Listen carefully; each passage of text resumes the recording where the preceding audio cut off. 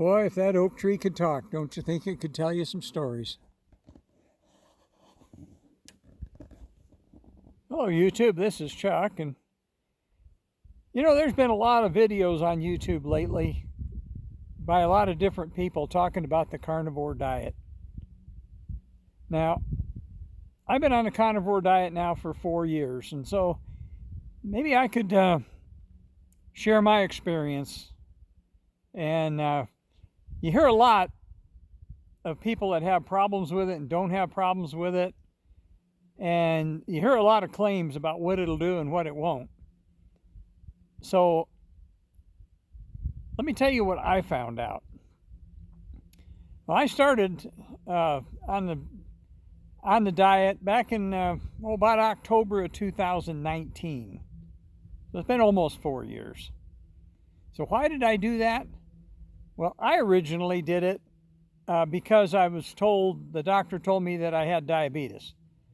And I wanted to go through a radical diet change, and I didn't want to start going on diabetic medications. I did a video about that right when I first started the channel, and I'll put a link at the bottom in the comments, pin it to the bottom of the comments on that if you want to go back and look at that. So I won't repeat all that stuff here. But let's talk about the diet itself. First of all, a carnivore diet is nothing new. They call it the caveman diet because it's obviously that's what cavemen did. But even in relatively modern times, back in the 50s, there was a guy named Wilmar Stephenson. And Wilmar Stephenson wrote a book about the all-meat diet. They didn't call it carnivore in those days. He just called it the all-meat diet. And talking about some of the benefits of it, the same as we're doing now. Now, Stephenson was he was an adventurer and an explorer, and he'd been all over the world. And I can't remember the name of his book right now, but what I do remember about it is one of the pictures on the page showed some tribesmen from Africa, tall, skinny guys. And I remember the caption on the picture was, "Eat meat, drink water." 4 words. And that basically was what the book was about. Our family actually tried that for a little while. And, Wilmar Stephenson, he was supposed to be a striking physical specimen, and he was going to live to be 100. And in 1962, he had a stroke and died. So, I don't know how much his diet actually helped him, but, he had something happen and died anyway. So we kind of drifted away from that. We tried it for a while when I was a kid. So I was familiar with the all-meat diet. So in 2019, when I started looking for what to do to try to address my diabetes, I looked at that as a way to get away from processed foods and sugars.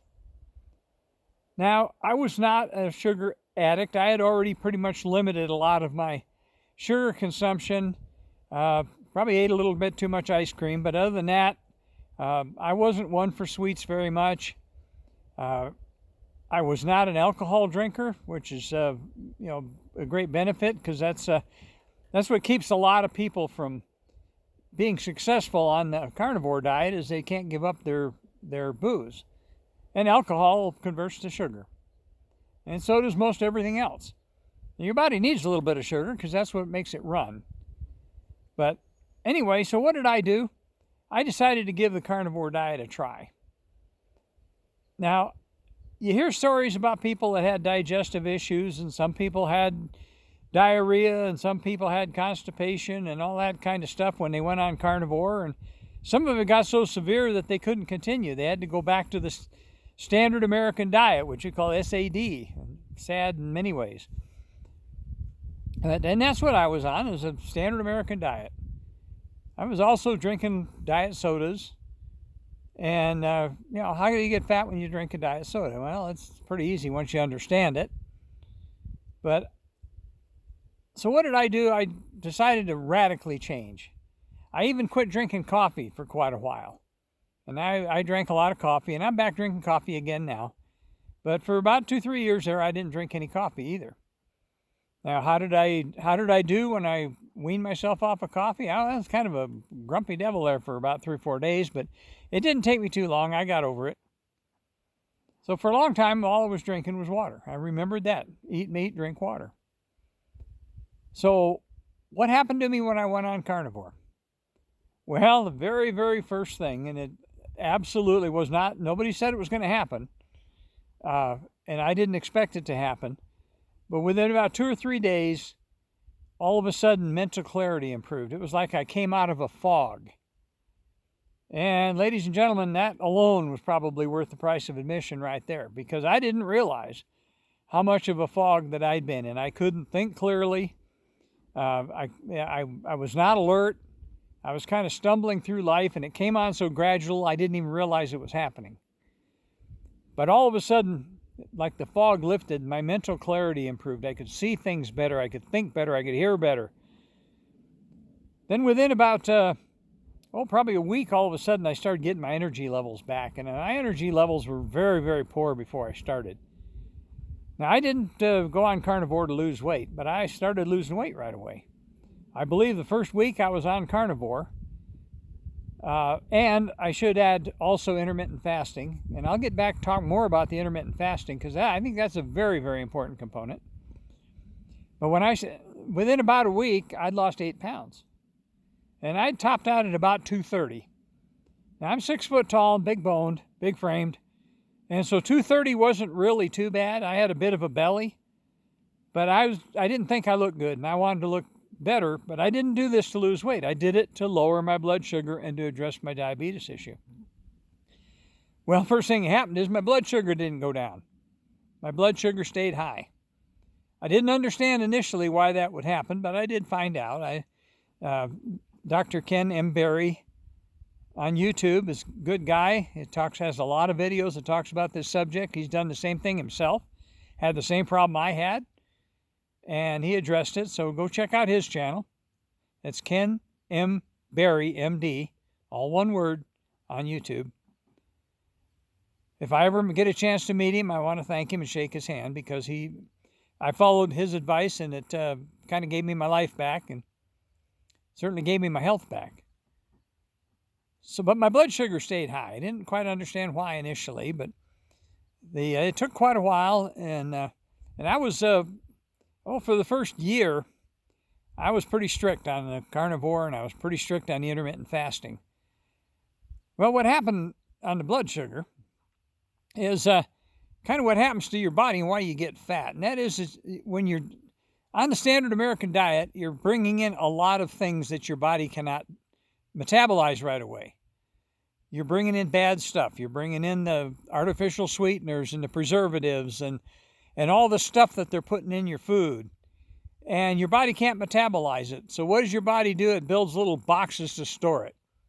And those little boxes are fat cells. Some of you may have heard this from me before, because I've done videos about this before, but in order to talk about the diet, I got to talk about that. So your body builds these little storage boxes, and they're fat cells, with the idea being that you'll metabolize it later. Well, when you keep doing it, and you keep bringing that stuff in faster than you can metabolize it, your body has no alternative but to keep building these little fat cells. And so what do? You get fat. Well, when you stop eating that stuff, when you stop eating that stuff that's poisoning you, then your body gradually starts to metabolize that stuff and starts getting rid of it. But those fat cells, when it starts metabolizing that, the fat cells have a lot of built-in sugar. And so when you're metabolizing that stuff and you're starting to lose that weight and you're starting to lose that girth, then your blood sugar stays high, artificially high. And it's quite a while down the road before you all of a sudden one day you start running out of those fat cells. You start burning up all those little boxes until you don't have them anymore. And when you start doing that, then all of a sudden you'll notice a pretty drastic drop in your blood sugar. And I still stick my finger every morning. I take my blood sugar every morning. This morning it was 111. Holy Grail is to try to get it below 100. That's pretty darn difficult, really. So my goal is to try to keep it below 120. If I'm below 120, I'm okay. I don't want it to get real high, but the lower it is, the better. And I try to keep it down there around 110 or so, but I don't worry about it until it gets to 120. So you start burning up these little fat cells, you know, and you start getting rid of all the aspartame and all the phosphoric acid from the cola drinks and the Dr. Pepper and stuff that you've been eating, and the caffeine that you can't metabolize. You start getting rid of all that kind of stuff, and you stop bringing in more, and you go to the intermittent fasting. Now I eat between 10 o'clock in the morning and 6 o'clock in the evening. Within an 8-hour window, I eat 2 meals a day. I thought about trying to go to 1 meal a day, or what they call OMAD, and I think I could probably do that, but I don't really think I need to. So I was real strict on the diet, and what started happening is my blood pressure started going down, my blood sugar started going down finally. I started feeling better.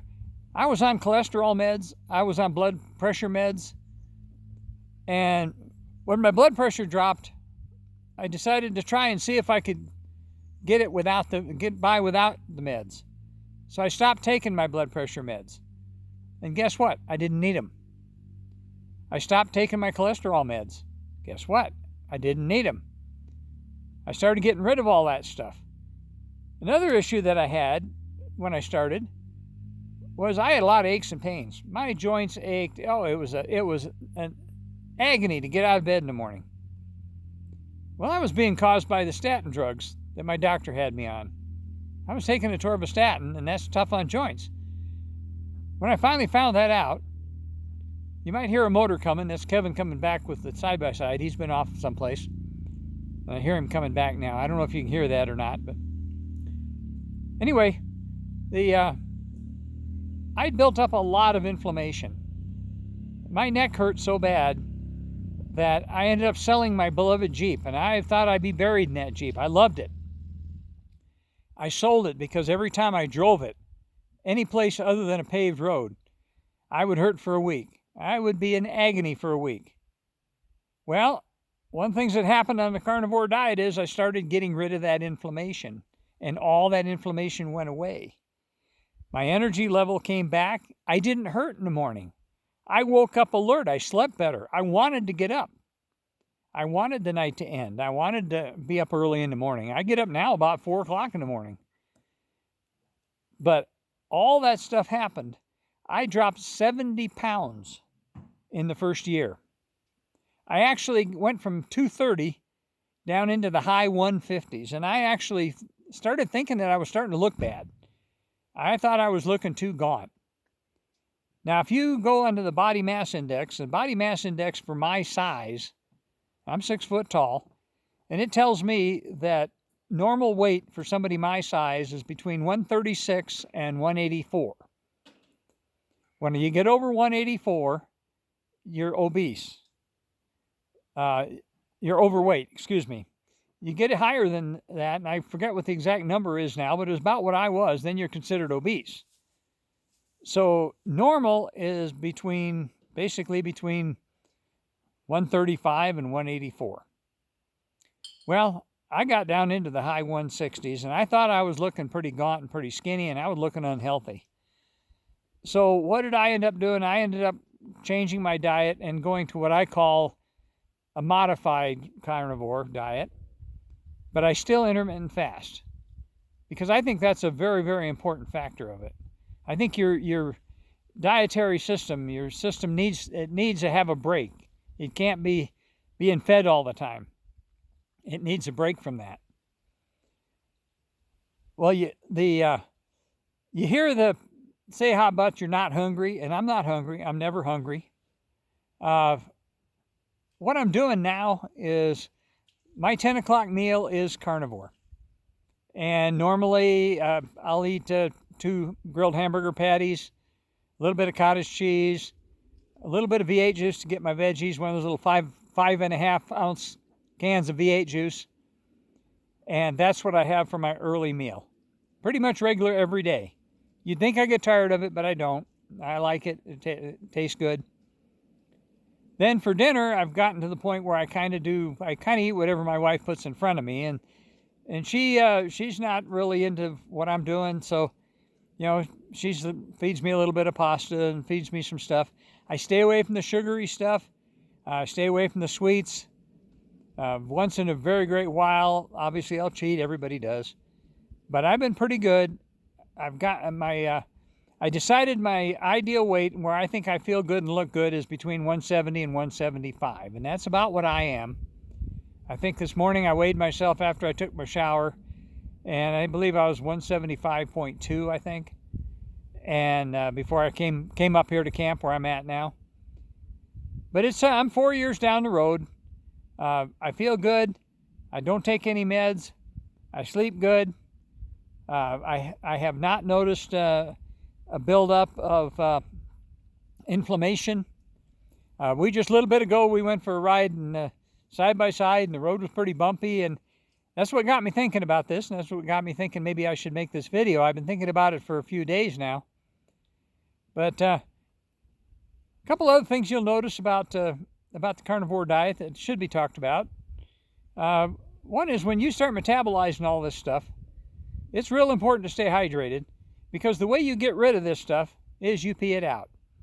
Your body metabolizes it, you convert it to urine, and you pee it out.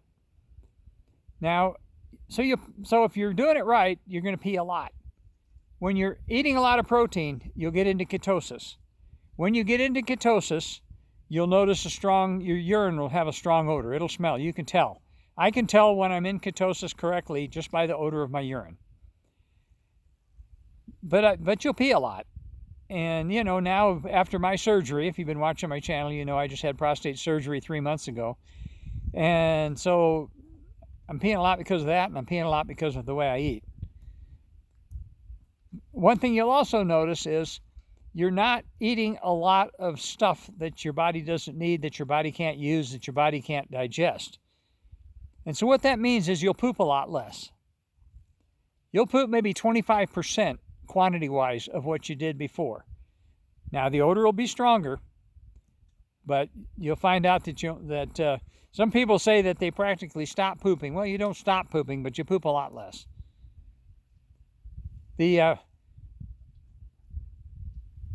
I notice that I can relax better. As I said, I mentioned the mental alertness. I'm still mentally alert. I've noticed that I've heard people talk about their eyesight gets better. My eyesight's changing. I'm not quite sure. I need to go to the doctor and have my eyes checked to see but I seem to be doing better without my glasses now. I frequently don't wear my glasses when I'm reading or I'm on the computer.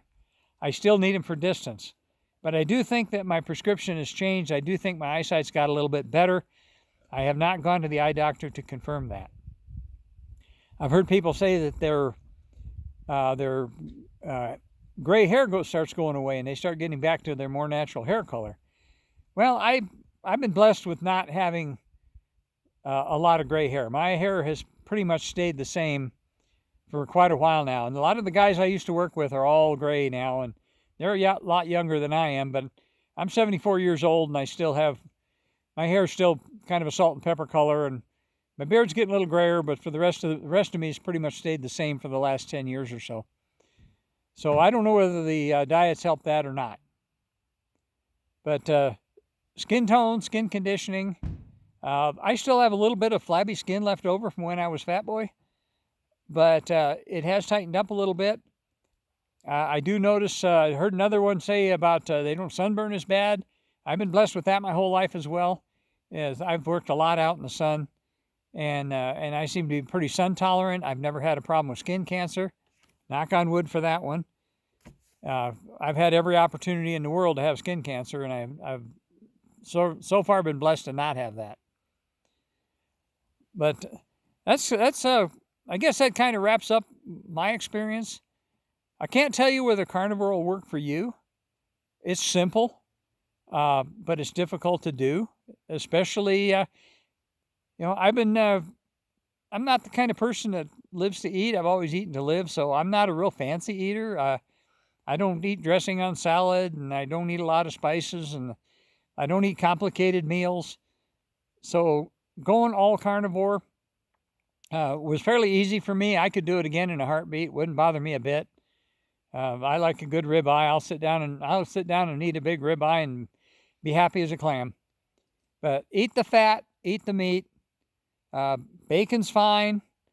Fat is fine. You don't have to go low fat on your food. You need that fat. That helps with the whole situation. That's part of what keeps you from being hungry.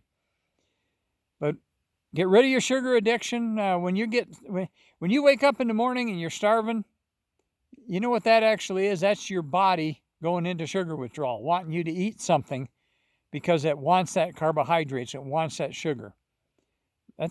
So you're going into sugar withdrawal. That's why you're hungry. That's why you want that candy bar in the middle of the afternoon. So you got to get over that. And it sounds simple, but some people never manage to master that part of it. And that's a lot of why you hear people are unsuccessful when they try carnivore. But if you can get by that,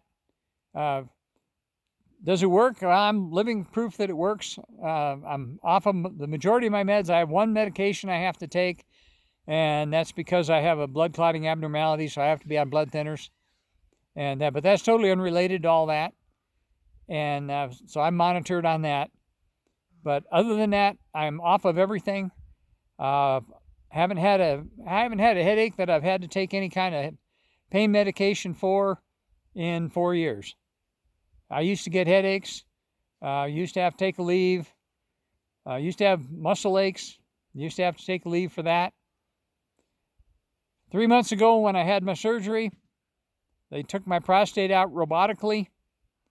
I came home and I decided I did not even want to deal with the pain meds. So I went cold turkey on the pain meds. And 4 days later, I was fine. I was pretty uncomfortable for 4 days taking no pain meds after surgery. But I was able to tough it out. Do I think the diet had something to do with that? Yeah, I do. I think the diet helped me develop that kind of tolerance to where I could do that. Because not taking that pain med also meant that I didn't have to deal with all the side effects from the pain med, most notably the constipation and the other issues that go along with that.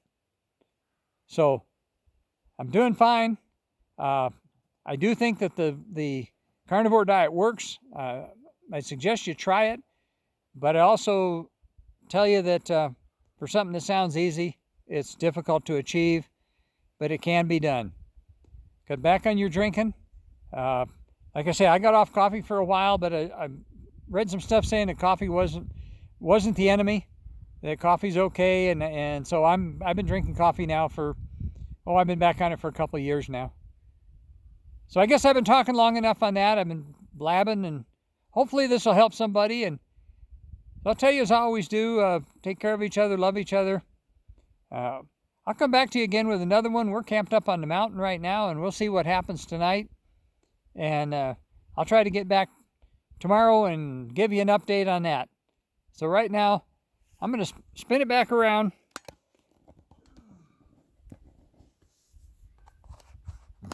Kevin's back. You can see the side-by-side over there. That's the cook tent. And so right now, I'm just going to tell you peace out.